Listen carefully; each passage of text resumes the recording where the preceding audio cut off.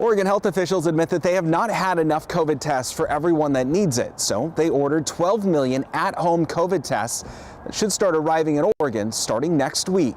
The state says they're not able to deliver them to everyone, so priority will go to local public health authorities, Native American tribes, migrant and seasonal farm workers, high-risk early learning settings, K-12 schools, healthcare workers, shelters, and community-based organizations. We thought this was a perfect time to try to get ahead of the COVID that's circulating in our communities and offer Oregonians access to new testing resources that haven't previously been available. With the surge of Omicron, at-home tests have been hard to come by.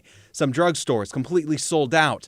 Drive-through appointments are few, and at county testing sites, people stood in long lines waiting for a test just before Christmas. These at-home tests should help solve some of that problem. These tests work very well if you have symptoms. And right now we believe that the tests detect Delta, they detect Omicron, they detect all of the known variants, and we'll continue to monitor how effective they are at doing that over time.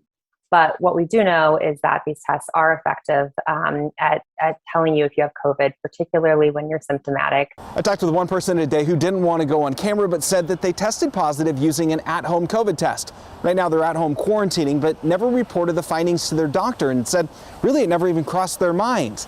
Thing is, they're not wrong in that because Oregon doesn't have a system in place to self-report to the state. Instead, OHH says that they ask if you test positive, that you let your doctor know. Once you have a positive or a negative result, it's really up to you to know what to do with those. So we're going to also be working to make sure that our communities understand what the impact of a positive result is and the need to isolate themselves from others so that they don't spread COVID to their friends or family. And that's really what these tests are about. In Washington state, though, you can self-report to the state's COVID hotline. That number is 1-800-525-0127. Then press pound to start the process.